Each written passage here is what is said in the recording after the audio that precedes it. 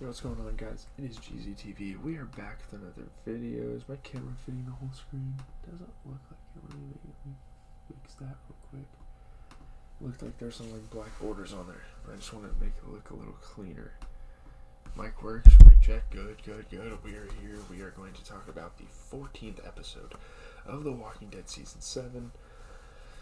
So yeah, we're just gonna get to the plot and the critical reception. This show's getting kind of boring for me at this point. Like, I'm gonna finish it just because I'm curious, but like, just trust me when I say this. It's not easy watching this show right now because I have a show like Dexter, and I'm rewatching Breaking Bad, getting ready to actually end the rewatch and get into like El Camino and Better Call Saul. I'm not rewatching Better Call Saul. I'm watching like the last 3 episodes. I just had to catch up with that storyline, but yeah, we're just going to talk about the plot and critical reception. You guys know how this goes. We're not going to talk about that other stuff.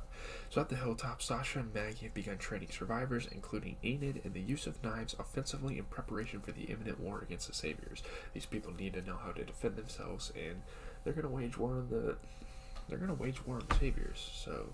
And it's going to happen soon. Surprising everyone, Simon and a crew of Saviors raid the community, forcing Daryl and Maggie to hide in the cellar. No one expected this, so Daryl and Maggie were out freely, like not a care in the world, not even realizing that these guys were going to show up. And they show up, and they have to like rush in the basement and hide. Aware of the Savior's arrival, Sasha packs her bag and takes Rosita to a secret escape hatch that passes between the perimeter wall. So they need to get out of here. They're going to start heading over to the sanctuary to carry out their plan. And they figured this was like the perfect time to do it. After sneaking out of the hilltop, both rebels begin to carry out their secret mission. That's what I said. During the raid, a Savior walks towards the cellar doors, and it seems like they're going to get caught. Like, this isn't good. Enid desperately tries to distract him away from the basement, but he proceeds to enter the cellar. He enters it anyway, and now Daryl and Maggie's safety and their hiddenness or whatever is on the line. As Daryl readies his knife for the attack, the Savior searches the cellar but soon leaves with some supplies and shuts the door. Once he's gone, Maggie remarks to Daryl that he hasn't spoken a word to her ever since he returned to the hilltop, and yeah, I guess that's true. Daryl was like feeling some type of way about this situation. I mean, yeah, he was fucking imprisoned. I don't know if she knew about this, but he was imprisoned at the sanctuary. Crying, Daryl apologizes to Maggie for Glenn's death. He's grieving himself about all this stuff. Like, so many people of their group have died. Maggie resolutely maintains Daryl wasn't to blame, saying that Glenn knew Daryl was good, and that nearly killing a Savior unnecessarily would only have detracted from the bigger goal, winning the war they embrace. So these two kind of like reconcile their friendship, their acquaintance, I guess you could call it. And yeah, there you go. There's like a little dramatic moment in this show. A lot of filler. Obviously, I guess there's still another episode until we build up until the end of the season, which I would hope is the war between the Saviors and the rest of the groups. But maybe they'll wait till season 8. I mean, they have so much time to do all this stuff. Eventually, the Saviors leave with Dr. Harlan Carson in tow as their new doctor so that he can replace his now-deceased brother Emmett Carson, who was burned alive inside a furnace after being thrown in by Negan for a false confession. We know this happened. We watched it last episode. I'm just kind of reminding you guys why he got replaced. And that's kind of fucked up. It's literally his brother. That's fucked up. That is really fucked up, honestly. The hilltop residents gather at the gates and watch the Saviors leave with Dr. Carson. Obviously, they don't have another medical person. Gregory, sensing their disappointment, shifts around uncomfortably as he continues to lose credibility as a leader. Like, they're losing a bunch of stuff. They're just letting the Saviors get in. But then again, like, if we're being fair with ourselves, like, the people of Alexandria, the same shit is happening to them. But anyway, situating themselves in an empty building near the sanctuary, Sasha and Rosita set up a sniper's nest to try to get the perfect shot on Negan. They don't want to kill any of the Saviors, they just want to kill Negan so this operation goes kaput. I mean, I'm sure guys like Dwight and hell, even Eugene would be willing to run this operation. Simon would probably be next in command, but while waiting, they bond over their purpose and past events. You know, these two have had their differences, but this was their episode. This part of This was like the second half of the episode. This was kind of their chance to like get back friends again and settle their differences and stuff. At night, Sasha and Rosita attempt to sneak into the sanctuary, where they encounter Eugene on the other side of the fence. And he's a coward. He's a coward. He completely betrayed everyone's trust in Alexandria. He's now working for Negan. They urge Eugene to come with them and escape, but he refuses. Like, they gotta make a decision quick, because eventually someone's gonna come out and, like, figure out what the hell's going on. He tells them to go away and heads back into the compound.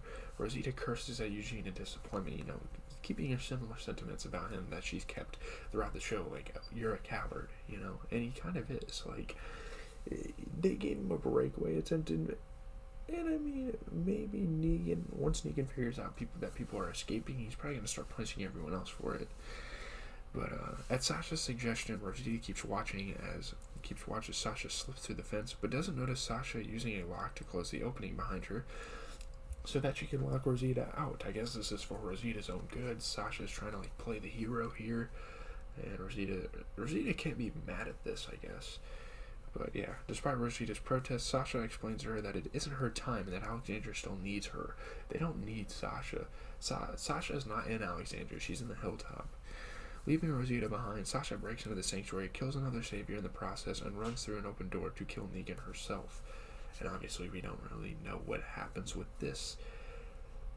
But we know what happens with Rosita. So as gunfire breaks out, Rosita flees and sobs in frustration after she hears saviors approaching, but eventually stops to catch her breath and notices a dark figure holding a crossbow, watching her from a small distance. And you gotta like directly think that this could be Daryl, but I doubt it.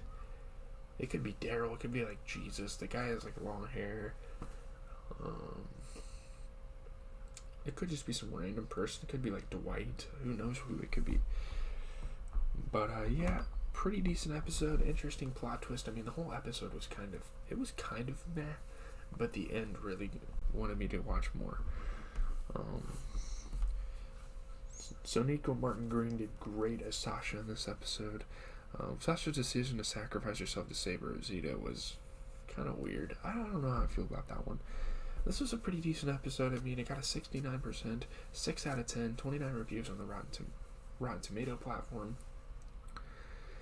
The other side delves into the sorrowful aftermath of losing key characters with a slow-building narrative that gathers speed and gains power along the way.